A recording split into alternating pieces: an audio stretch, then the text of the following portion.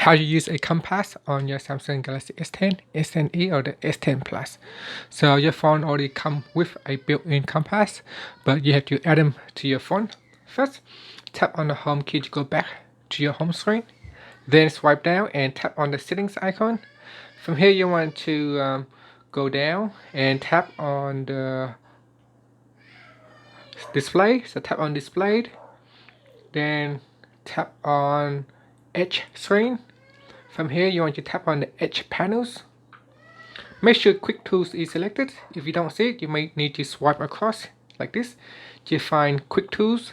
Then tap on quick tools. Also make sure edge panels is switched on and select quick tools. Then tap on the home key. Now to access the compass, just swipe out your edge panel and you may need to swipe across to access quick tools.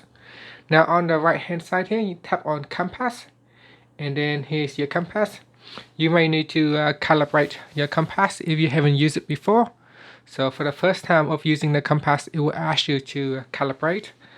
Now if you have already calibrated before, you can use the calibrate button down at the bottom here to make sure your compass is working correctly.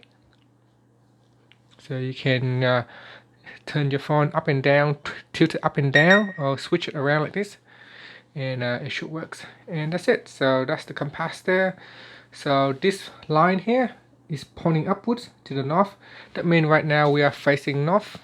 And if you switch your phone like this, so right now if you look this way, so this is west.